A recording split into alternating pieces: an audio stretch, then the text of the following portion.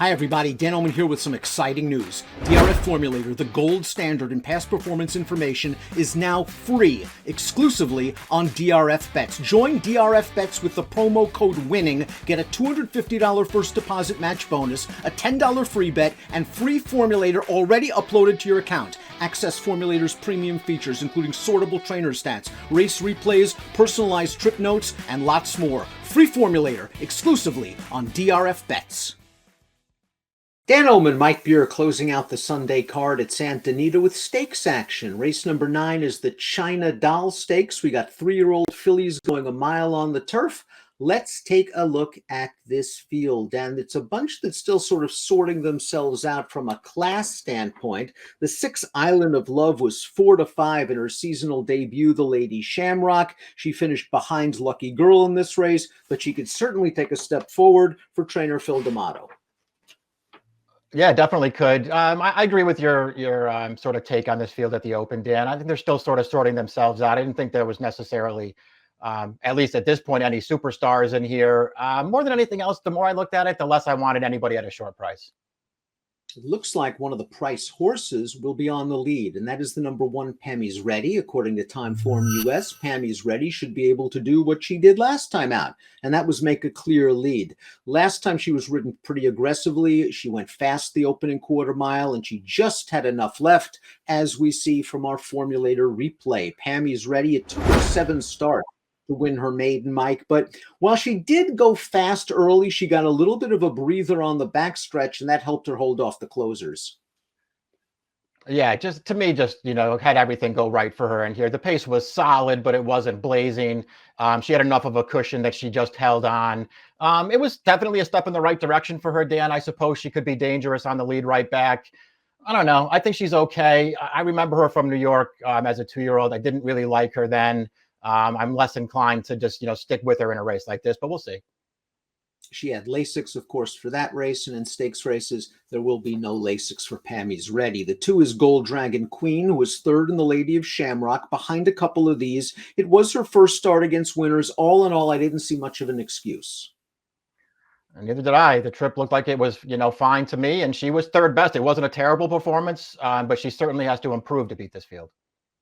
Sterling Crest, the number 3, beaten favorite in 2 starts coming up to her most recent race. A race we'll show you right now. She was favored again and finally broke through, and this time she did so in a big way. An 86 Spire speed figure. This was a very fast race, Mike, and she just tracked the loose leader early, crept up alongside, and kicks on to her business. Again, Lasix was on for this start. She's not going to get it again. We see her pop back to her left lead once she made the front, but it looks like she's also going the right way, and it isn't the greatest stakes field in the world. Maybe you want a new face.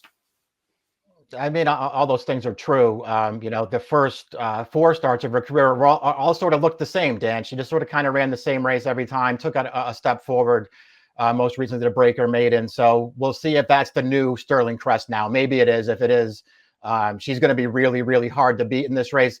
I had trouble buying into her, Dan, just because the maiden race 2 back on December 27th, she was in that race. Lucky Girl was in that race. I felt like they both had big excuses that day and were horses that, maybe you wanted the next time. They both came back and already won their next starts. So I'm less inclined to stick with them now.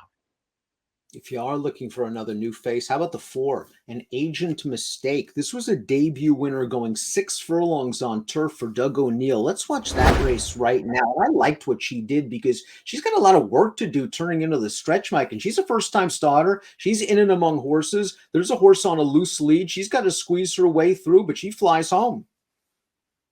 Yeah, and she runs this race down, this horse down really easily, Dan. I mean, he's shaking the reins at her a little bit here, but you can tell she's going to catch, and she's just basically ridden out to win this race. It's actually a pretty impressive win. I mean, it's a maiden claimer going 6 furlongs, so it's hard to get that excited about it. But I still thought it was visually impressive. She's a horse that they paid $100,000 for last May, Dan, after she breezed a really nice 10-1. And if you go through her pedigree, the Klimts, that's a hard sire to get behind, but they're good turf horses for some reason. And this is a really good live oak family if you go back. This is the Sultry Song, Solar Splendor family. There's pedigree here, a really visually impressive debut win. I don't know. I'm very intrigued by this horse. It is a big step up in class, but that's the way you want your babies to win first time out, in hand and rolling by in the stretch. Urban is the number 5. She's done little wrong in 2 starts since rejoining the Simon Callahan barn. Let's watch her performance in the Sweet Life Stakes last time out, a graded race. There was some pace up front. This race going down the hill at 6.5 furlongs. Urban is in with a big look here, Mike, and she's just going to get nipped ahead.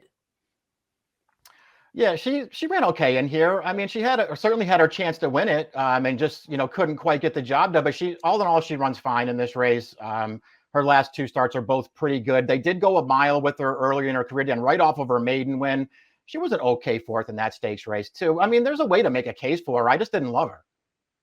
She's paired up by her tops in her last 2 races. Often that is an indicator of a forward move in the next start. Island of Love is the 6th. She was second in the Lady of Shamrock. Again, that was her seasonal debut. She kind of got bumped at the start, but so did the winner of that race, Lucky Girl. She stayed on to finish an okay second. She's got perhaps the most upside of any horse in this race, other than the debut winner.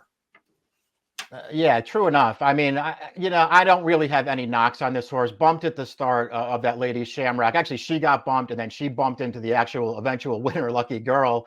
And then this horse just sort of sat in behind the leaders, Dan. And when you go back and watch the replay of that race, as she was just sort of sitting in there, Lucky Girl got a very clever ride and swept up on the outside to take the race over and get a big cushion on the rest of that field in there. Island of Love couldn't catch her once she got clear, but maybe she was just compromised by the way that race was run. In some ways, I think she might be the horse to beat in here. Her uncoupled stablemate, the 7 Virulente, I think looks better than she is on paper. She was a debut winner in France over soft going. She made her first start in the D'Amato barn in the Jimmy Durante. She broke slow. She was last on the rail turning into the stretch, and she kind of finished okay in between horses. Last time out, they cut her all the way back to a sprint. Again, I didn't think she had the cleanest trip. I don't like the blinkers off move for D'Amato. You could check those stats in Formulator. They're not good recently, but if this pace is fast, I can see this horse kick late. Yeah, we'll see. I won't disagree too hard with any of that. She's a great price on the morning line. I mean, if you like her and you're going to get 8-1, you should probably just have at it. I didn't like her Jimmy Durante all that much. I thought she had room on the rail in the stretch, Dan, and just to me, she just didn't kick that hard. And then she made up a little bit of ground late when the race was already over. I hated her last start. Maybe she doesn't want to sprint. I thought she was terrible. Lucky Girl, Mike mentioned the brilliant ride from Joe Bravo. Go into your Formulator past performances. When you play DRF Bets, you get free Formulator past performances. Click on the short comment line and watch what Joe Bravo did. On the back stretch, he was wide and his horse was pulling and wanted to go. And Joe said, I'm going to go. And he made the lead entering the turn. And as Mike said, opened up a cushion. And as we watch Lucky Girl turn into the stretch, the Lady Rock, she's got a lead. And she's going to be able to hold off Island of Love. I think she took this field by surprise, caught some of the other riders napping, did Joe. He rode this horse very confidently as a 5th start maiden in a stakes race. Yeah, it's true. She did run well in this race too. I mean, the trip definitely helped her. She also ran a pretty nice race in her own right. It's a very easy win at the end. You saw Island of Love there, just not really making any inroads through the stretch. This horse ran well last time. I just kind of felt like that was the time to bet her, Dan. She had a real trip, I thought, 2 starts back in the maiden race. And then she comes back in that spot and she pays $15 as a maiden. I don't know. I think she can win here. I kind of wanted to bet somebody else. Your point's very well taken as we take a look at our top selections for the China Doll Stakes. You're going with an agent mistake. We all saw her kick on strong to win that sprint. She steps up in class. She stretches up in distance. The best thing is she's going to be a price. Yeah, I just didn't really want the favorites in here, Dan. I'm probably wrong about an agent mistake. She's a very big price on the morning line out of a maiden claiming race. But I liked that debut. I thought she ran really well, and I don't want the favorites in here. You might be right that last time was the time for Lucky Girl, but I really do like the way she's finished up her last 2 turf races, and maybe she's just found a good spot as she tries to go back-to-back against stakes competition. 4683 for Mike, 8317 for me. It is the China Doll, the second of 2 stakes races at Santa Anita on Sunday. Good luck.